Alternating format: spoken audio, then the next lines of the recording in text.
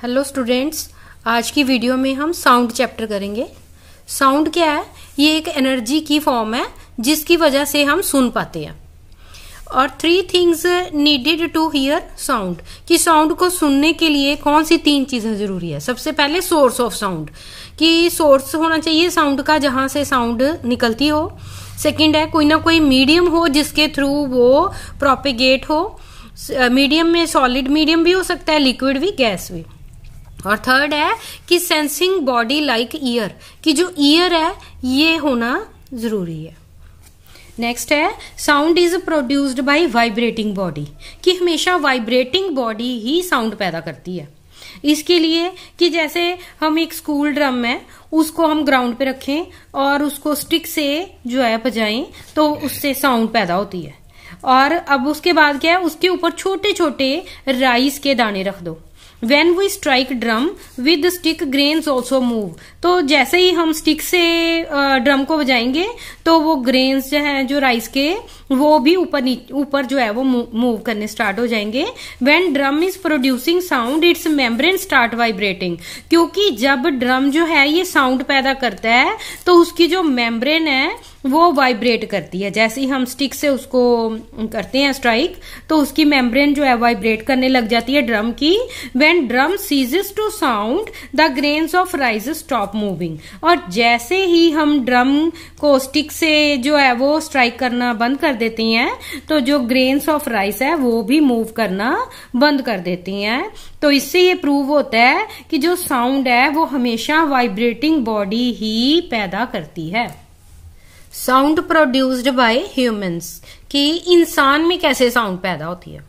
In humans the sound is produced by voice box और larynx, की जो humans में वॉइस बॉक्स के द्वारा या लेरिंग्स के द्वारा साउंड पैदा होती है। ये गले में होता है वॉइस बॉक्स, और जो ये मेल में ज्यादा नजर आता है कि आपने देखा है कि जो गले में है वो उभरा हुआ होता पार्ट मेल्स में, तो वो वॉइस बॉक्स होता है। Voice box is upper end of wind pipe, जो वॉइस बॉक्स है ये विंड पाइप का ऊपर का हिस्सा होता है। और इसके अंदर दो वोकल कॉर्ड्स होती हैं अक्रॉस द वॉइस बॉक्स और लेरिंग्स, जैसे आपको पिक्चर में नजर आ रही हैं। तो जो ये वोकल कॉर्ड्स हैं ये स्ट्रेच्ड होती हैं इस तरह से कि इनके अंदर एक स्लिट जो है वो बनती है, एक छोटा सा छेद बनता है। जैसे पिक में आपको स्लिट नजर आ रही है, ये जो स्लिट है इसके थ्रू ही जो एयर है वो जाती है। Lungs force air through slit, और जो लंग्स है इस छेद के थ्रू ही जो एयर है वो फोर्स करते हैं अंदर। और जो वोकल कॉर्ड्स है, और जैसे ही एयर अंदर जाती है तो वोकल कॉर्ड्स वाइब्रेट करने स्टार्ट हो जाती हैं। And sound is produced through slit, और फिर जो उस स्लिट से जो है वो साउंड पैदा होती है। नेक्स्ट टॉपिक है vibration, amplitude, oscillations, frequency and time period. ये क्या होते हैं? सबसे पहले वाइब्रेशन। वाइब्रेशन क्या होती है? To and fro motion of an object about its mean position is called vibration.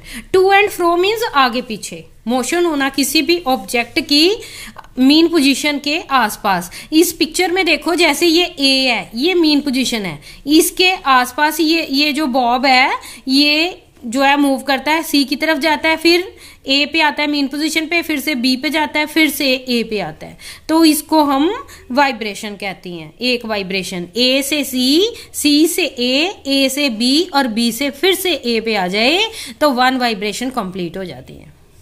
Next है amplitude. Maximum displacement of vibrating body from its mean position is called amplitude, कि ये जो वाइब्रेटिंग बॉडी है, जो Bob है, ये कितने distance cover करता है इसको कहते हैं एम्पलीट्यूड। ए से सी तक जाते या ए से बी की तरफ जाते, ये कितना डिस्टेंस कवर करती हैं इसको उसका एम्पलीट्यूड कहते हैं। जो एम्पलीट्यूड है इसको ए से लिखती हैं और इसका जो एसआई यूनिट है वो मीटर होता है। नेक्स्ट है oscillation. To and fro motion of an object about its mean position is called oscillation और वाइब्रेशन, कि जो मीन पोजीशन के आसपास किसी भी ऑब्जेक्ट का मूव करना इसको ऑसिलेशन या वाइब्रेशन कहते हैं। नेक्स्ट है फ्रीक्वेंसी। नंबर ऑफ वाइब्रेशंस पर second is called its frequency, कि कितनी वाइब्रेशंस एक सेकंड में पैदा होती हैं इसको फ्रीक्वेंसी कहते हैं। तो जैसे देखो एक वाइब्रेशन कब कंप्लीट होती है, मीन पोजीशन जो है ये ए होती है, ठीक है। जैसे कोई बॉब है तो ये सेंटर वाली जिसको मीन पोजीशन कहती हैं, ए से सी पर जाए, सी से फिर पे ए तक आए, ए से बॉब फिर बी तक जाए, फिर बी से फिर से ए पर आए, तो तब एक वाइब्रेशन कंप्लीट होती है। और कितनी वाइब्रेशंस एक सेकंड में होती हैं, इसको फ्रीक्वेंसी कहते हैं। जो यूनिट है फ्रीक्वेंसी का हर्ट्ज है। जो loudness of sound is expressed in decibel, और जो साउंड की लाउडनेस है इसको डेसिबल्स में मेजर किया जाता है। जो फ्रीक्वेंसी है इसका जो है फॉर्मूला होता है is equal, frequency is equal to 1 by time period. Next है time period. Time taken by the body to complete one vibration is called time period. Time period is denoted by T. तो ए से सी तक, सी से ए, फिर ए से B, फिर B से ए तक आने में जितना टाइम लगे इसको टाइम पीरियड कहते हैं उस ऑब्जेक्ट का, तो इसको टी से डिनोट करते हैं।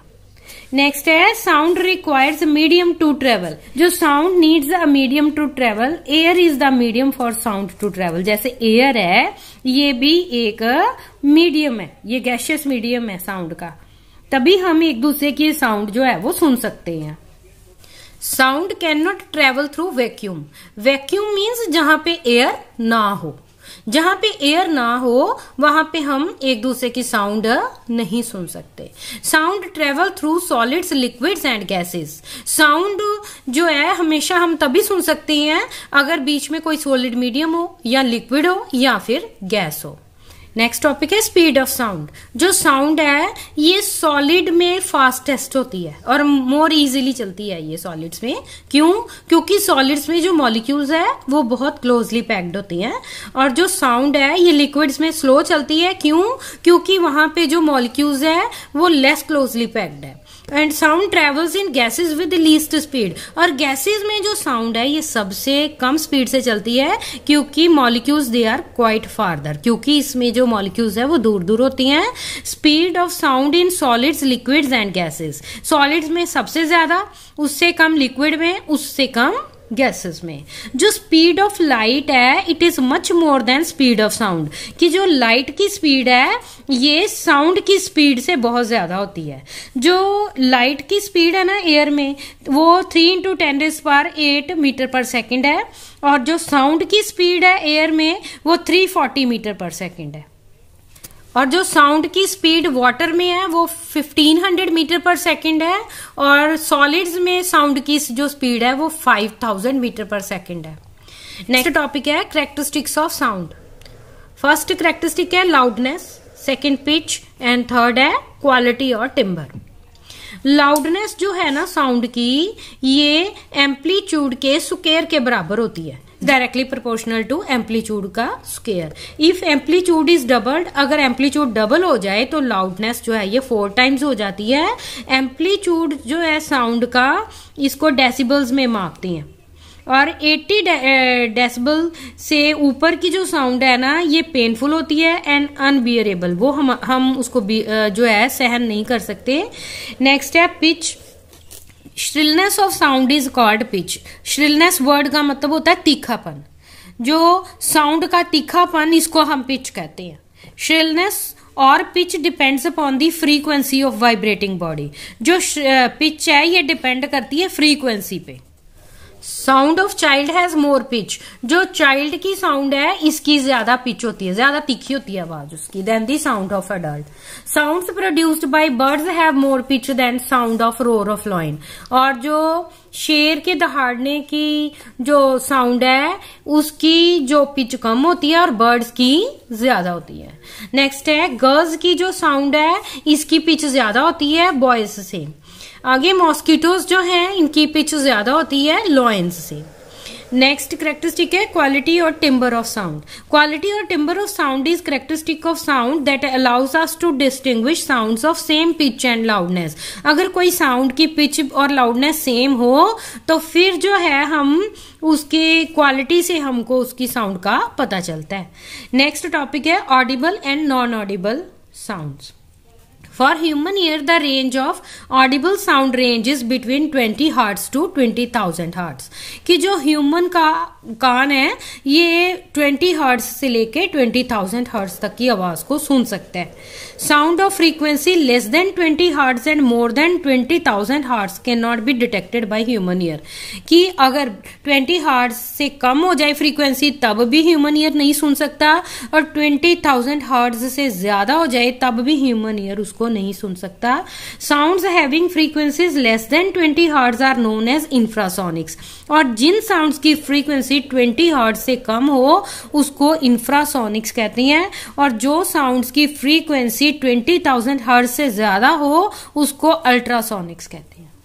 राइनोसोरसेस कम्युनिकेट बाय यूजिंग इंफ्रासोनिक्स। जो राइनोसोरस होते हैं वो पानी में इंफ्रासोनिक साउंड से जो है ना रेंज से एक दूसरे से कम्युनिकेट करते हैं।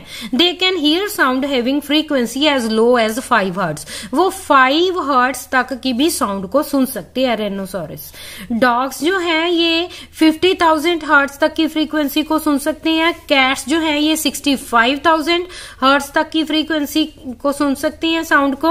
और जो बैट्स हैं they produce sound of frequency more than 1 lakh hertz.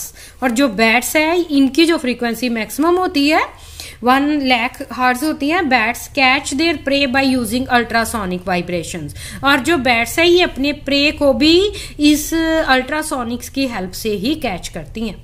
Dolphins they use ultrasonic sounds to detect their prey. इसी तरह डॉल्फिन्स जो पानी में होती हैं ये भी अल्ट्रासोनिक्स की हेल्प से ही अपने प्रे को पकड़ती हैं। Elephants communicate among themselves with infrasonics. जो एलिफेंट्स है ये इंफ्रासोनिक्स की हेल्प से एक दूसरे से कम्युनिकेट करते हैं, बातचीत करते हैं, एक दूसरे को समझती हैं। यानी कि 20 हर्ट्ज से कम की जो फ्रीक्वेंसी को सुनते हैं। नेक्स्ट है यूजेस ऑफ अल्ट्रासोनिक्स। यानी कि 20,000 हर्ट्ज से ज्यादा की फ्रीक्वेंसी जो साउंड है इसके क्या क्या यूज हैं। Defects of internal parts of body can be detected by ultrasound imaging. जो अल्ट्रासाउंड इमेज है ये इंटरनल पार्ट्स में अगर कोई डिफेक्ट हो तो उससे डिटेक्ट किया जाता है। उसमें भी अल्ट्रासोनिक्स ही यूज होती है, अल्ट्रासोनिक वेव्स 20,000 हर्ट्ज से ज्यादा। Growth of foetus can be seen by using ultrasonics. इसी तरह से जो फिटस की ग्रोथ होती है जब 9 मंथ की ग्रोथ देखनी होती है वो भी अल्ट्रासोनिक वेव्स से ही देखी जाती है। Ultrasonic waves are use in dish washing machines. Dish washing machines में भी अल्ट्रासोनिक वेव्स का यूज होता है। Ultrasonic vibrations are used. और जो अल्ट्रासोनिक वाइब्रेशंस है ये यूज होती हैं to drive rats and cockroaches away from godowns. की गोदामों से रैट्स को और कॉकरोचेस को दौड़ाने में हेल्प करती हैं। Ultrasonics are use to detect cracks in metal blocks. और जो मेटल के ब्लॉक्स में अगर कोई क्रैक आ जाए वो भी अल्ट्रासोनिक्स की हेल्प से ही पता चलता है। इनको फैक्ट्रीज में यूज किया जाता है अल्ट्रासोनिक्स को। Ultrasonics they are use to break kidney stones. और जो किडनी के अंदर स्टोन पैदा होता है वो भी अल्ट्रासोनिक्स की हेल्प से ही तोड़े जाती हैं। नेक्स्ट है नॉइस एंड म्यूजिक। नॉइस जो है ये अनप्लेजेंट जो साउंड है that makes us uncomfortable is called noise. कि जो हमें साउंड अनप्लेजेंट कर दे उस और हमारे लिए अनकंफर्टेबल हो उसको नॉइस कहती हैं। एग्जाम्पल है जैसे साउंड ऑफ व्हीकल्स है, साउंड ऑफ मशीन्स है in factory in and horns of buses. और जो sound which produces pleasing effect in ears is called music. और जो साउंड हमारे कानों के अंदर एक खुश जो है इफेक्ट लेके आए, हमें खुशी दे, उस साउंड को हम म्यूजिक कहते हैं। जैसे साउंड ऑफ हारमोनियम है, साउंड ऑफ वायलिन है। नेक्स्ट टॉपिक है noise pollution. The unwanted loud sound in environment. की जो इन्वायरमेंट के अंदर लाउड साउंड इन्वायरमेंट में होती है which have harmful effect on our health is called noise pollution. कि जिसका हमारी हेल्थ के ऊपर बुरा प्रभाव हो, ऐसी जो लाउड साउंड है इसको ये नॉइज पॉल्यूशन का कारण है। और इसमें एग्जांपल है जैसे साउंड ऑफ क्रैकर्स है, पटाखे जब चलते हैं, जैसे horns of vehicles etcetera. Sound having loudness above 80 decibels is counted as noise pollution. जो साउंड जिसकी लाउडनेस 80 डेसिबल से ज्यादा हो जाए वो नॉइस पॉल्यूशन का कारण बनती है। नेक्स्ट टॉपिक है harmful effects of noise pollution, कि जो नॉइस पॉल्यूशन है इसके क्या क्या नुकसान करती है ये हमें। Noise pollution can cause permanent here loss, कि इससे जो है परमानेंट हियर लॉस भी हो जाता है, सुनना बंद हो जाता है। नॉइस पॉल्यूशन हाई बीपी का कारण बनता है, नॉइस पॉल्यूशन हार्ट डिजीजेस का कारण बनता है, नॉइस पॉल्यूशन एंजाइटी का कारण होता है, स्ट्रेस का, स्लीपलेसनेस का, लैक ऑफ कंसंट्रेशन का। नेक्स्ट है how to reduce noise pollution. Noise pollution को रोक कैसे सकते हैं हम, कम कैसे कर सकते हैं। Complete ban on loud crackers, कि जो जिन पटाखों की आवाज बहुत ज्यादा होती है इनके ऊपर बैन लगे। फैक्ट्रीज जो है ये हमेशा रेजिडेंशियल एरियाज से बाहर बने। साइलेंसिंग डिवाइसेस लगाए जाएं व्हीकल्स के ऊपर ताकि जो है वो शोर ना हो, और ज्यादा से ज्यादा रोड्स के आसपास ट्रीज लगाए जाएं, क्योंकि जो ट्रीज है ये नॉइज को एब्जॉर्ब कर लेती हैं। थिक कर्टन्स होम्स के अंदर लगाओ ताकि जो नॉइज है वो कम अंदर पहुंचे। मशीन्स जो है फैक्ट्रीज में उनको टाइमली चेक होना चाहिए और उनकी रिपेयर होनी चाहिए ताकि वो ज्यादा आवाज ना करें। डोमेस्टिक एप्लियंसेस मस्ट बी ल्यूब्रिकेटेड, और जितने भी हमारे घर के अंदर एप्लियंसेस है जो मशीन्स वाले उनकी हमेशा ल्यूब्रिकेशन करते रहो, उनको तेल देते रहो। Use of loud speakers should be restricted, loud speakers जो है इनके ऊपर पाबंदी होनी चाहिए। TV radio etcetera should be heard at low level of noise, और जो टीवी और रेडियो है इसको लो नॉइस पर सुनना चाहिए। बैन ऑन अननेसेसरी हॉर्न्स, और जो अननेसेसरी हॉर्न जो बजाई जाती हैं इनके ऊपर बैन लगना चाहिए। नेक्स्ट टॉपिक है how can we hear sound through ears. Ear के थ्रू हमें साउंड कैसे सुनती है। ईयर जो है इसके 3 पार्ट्स है, outer ear, middle ear and inner ear, जैसे आपको पिक में नजर आ रहा है।